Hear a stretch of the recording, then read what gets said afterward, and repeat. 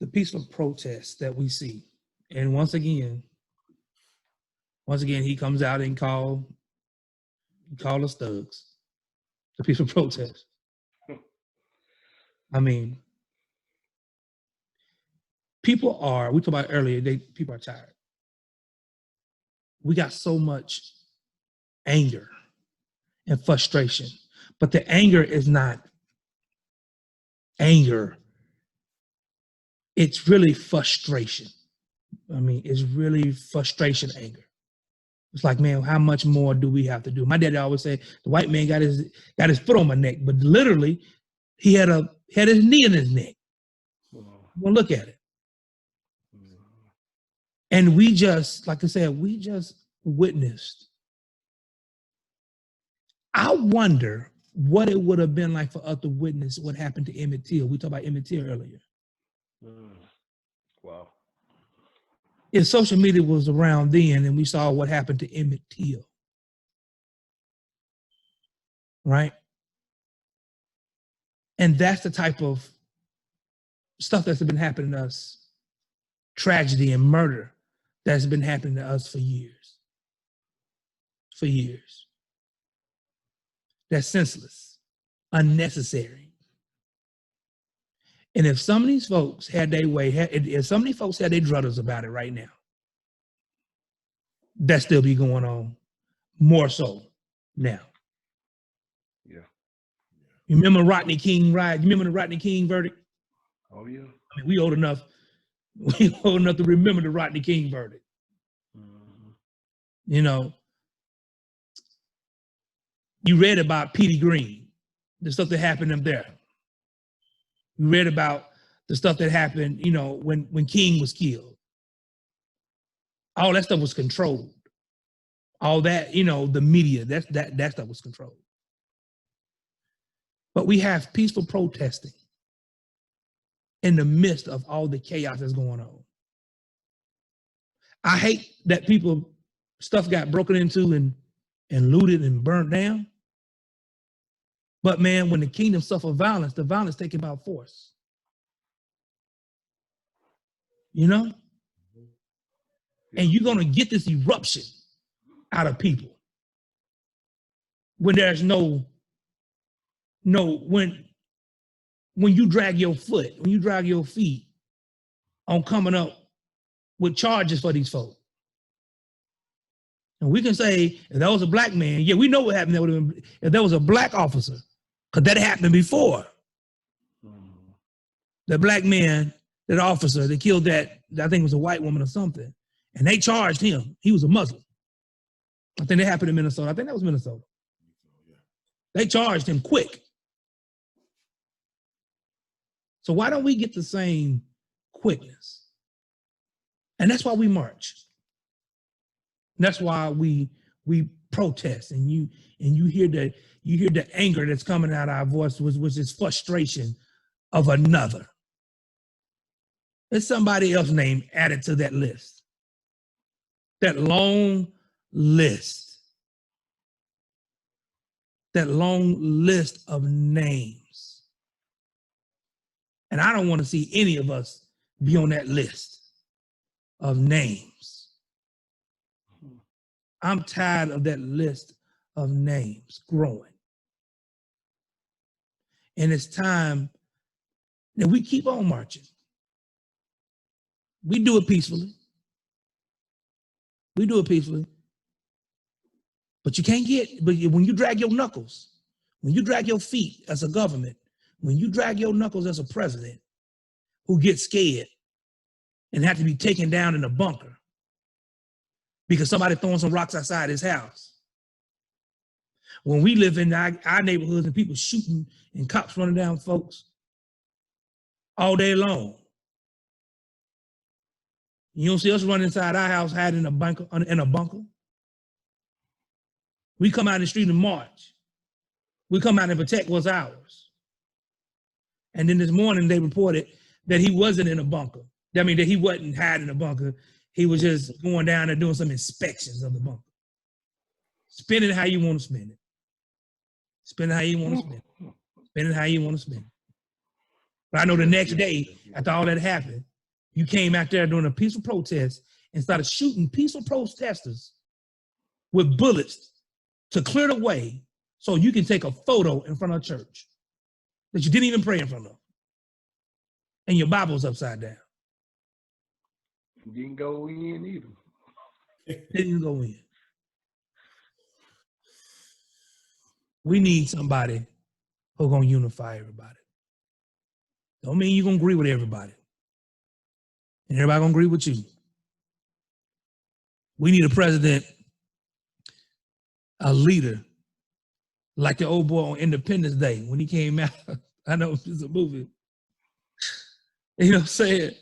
We need somebody going to galvanize people, make people feel included, make people feel like America really do give a damn about who we are. You know? Yeah. I went to Dallas today. And I got a lot of pictures. I'm going to share them. And I drove down through Dallas and I saw, to Main and Elm. You drive down Main and Elm, you see a lot of buildings just boarded up. They boarded up. Some of them boarded up and still got open signs. You got to open the door to get inside, But this guy, I don't know if y'all seen this on the news, this guy had this mural. He was painted these murals on these buildings. And I'm going to share those when we get this edited. I'm going to put that in I edit of this video. And they speak loud. They speak loud. They speak loud, man. And some of them, man, was like, it's really deep. And I'm gonna share them with when we edit this. But what I'm trying to say is, we're gonna march, and we're gonna be peaceful, and we will be heard. And if people want to come out and join us, come on out and join us. You want to be an ally? Come out and be an ally. If you white and you are being challenged through your white privilege and you seeing it, then come on out. It's okay. It's really okay. Be challenged. You're supposed to get challenged. The way you thought, the way you think and act, it's supposed to be challenged. That's how change happened. And if you've never challenged, that's what protesting is all about. Protesting is supposed to be uncomfortable. Because that's how change happened. If we want this thing to change, we got to keep on. And like I said, Hova, I got to disagree with you. We ain't beyond kneeling no more. We can't be beyond kneeling. We can't. When that day comes, we'll know. But it's gonna be something else for us to kneel about then. Because we got to keep fighting. If we ever gonna want equality in all realms of life, we got to keep fighting. We got to keep fighting. We got to keep fighting. And think about it. These jokers going around here and they buying up land in black neighborhoods and call it gentrification. We should gentrify our own neighborhoods and to keep our own black people in our own neighborhoods. And our black dollar and our black businesses should be recycled more than just 6 hours out of the day. More than that. While everybody else stuff is circulating more than that. 6 days, 7 days out the week. Ours only 6 hours. That's it. We should fight the fight. We should fight the fight till we can't fight no more. And we should do it peacefully. But if you drag your knuckles, I'm not condoning nobody tearing nobody's stuff up. And I can't stop nobody from tearing stuff up. But if you drag your knuckles, there's some folks that's behind the peaceful protest that's going to burn it down because they tired. What you think about that? You said a lot of righteous stuff, man. It's what else can you say? It's very powerful. Like you said, even though we may feel tired, and a lot of people are tired, we have each other to lean on, and we got to keep up the struggle. We got to keep it up. We can't lose what's going on. And like Price said earlier, if change doesn't come and those old ways of thinking and older folks that are in there that just sweep things under the rug and keep on going, pat you on the back, pats on the backs, the insincere handshakes, the false narratives. You mentioned about only when the lights come on, certain people step out into the spotlight to be seen and heard because their quote unquote track records deemed them appropriate to do so. And they have a huge following, relatively speaking. So now all of a sudden I'm going to make my face known. But when the nitty hits the gritty, when the hard work has to be done, it's always the lay people, the common man and woman that you see that are putting the work in on a continuum. And they may not ever get their shout outs in the general public or in the news media, but those people who know them know who they are. When their funerals are in place, and hopefully they'll die of natural causes or whatever it may be, but not at the demise of, as in our times now, some, reckless situation by some other human being who has no regard for their life. But when they pass on and they're celebrated, and people be like, well, man, where all those people come from at that funeral, man? That person must have been well known. And we probably never even knew who they was. But because of the life that they have led and that they led, people will know he or she was a good man. He or she was a good woman. And there we are. That's my take on it. Price, I'd like to hear from you.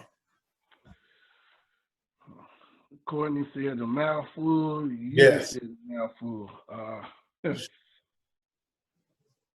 When you look at a narcissistic person who stands in front of a church with the Bible upside down, again, that's one of the principles that this country was supposed to be based on. In God we trust.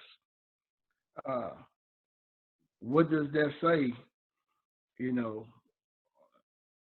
That our leadership is down to being just a shell.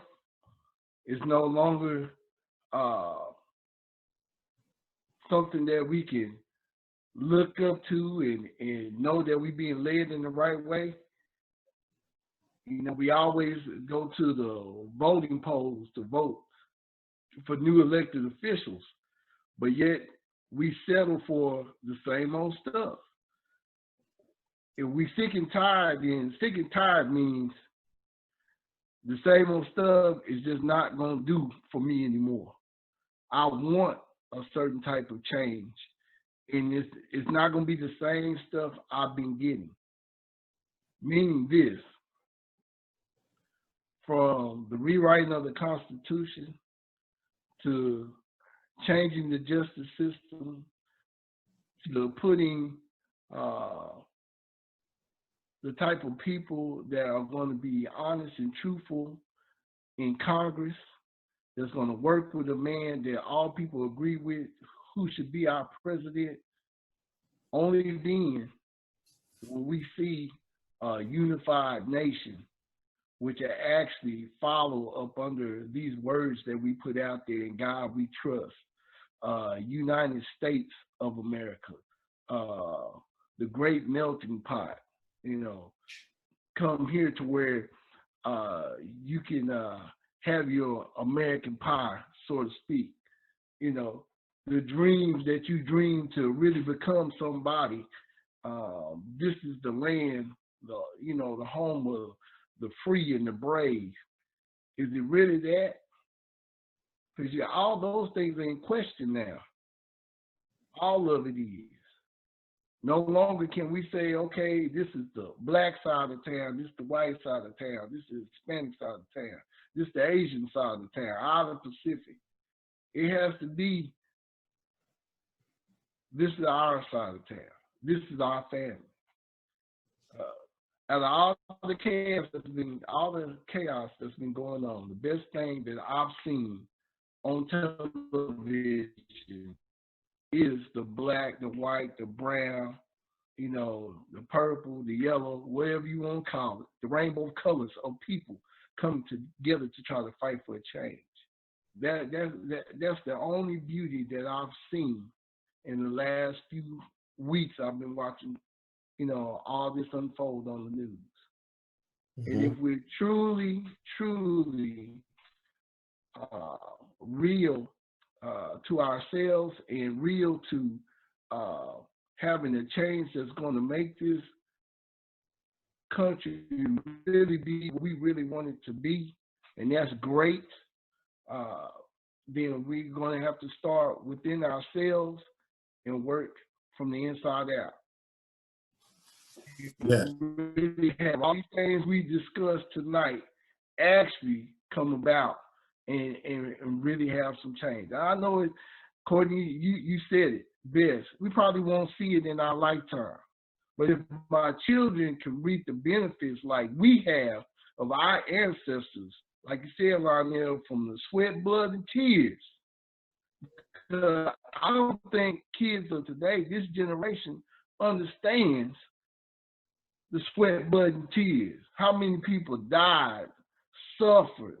You know, slavery wasn't no easy thing, but if we don't learn from our mistakes, we doomed to repeat it.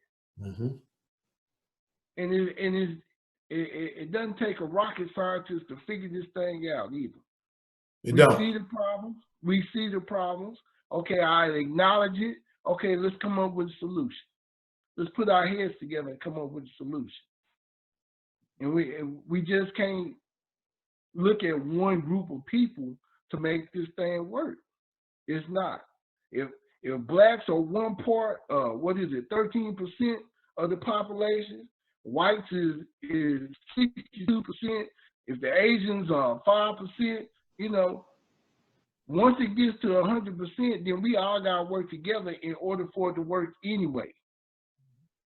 If it's truly going to be an American, United States of America, then all that has to come into play. But we have to learn from this point now. Change has to start now. If we lose this point, we have our foot in the door now. If we don't make any changes from this point on, it's going to go right back to where it used to be. But it's going to be worse.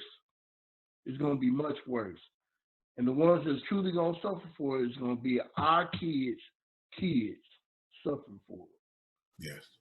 And then it comes down to being all our faults because we didn't teach them and we didn't learn from our mistakes.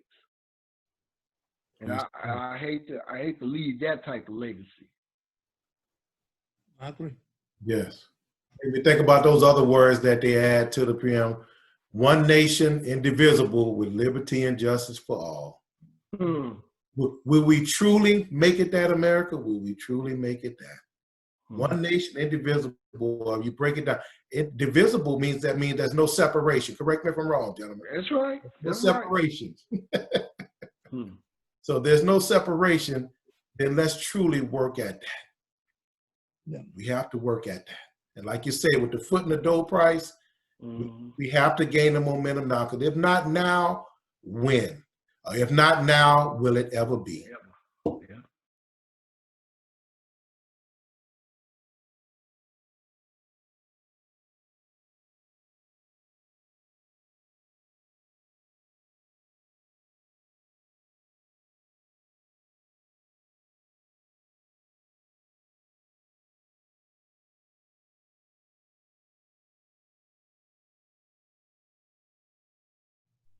It has to stop.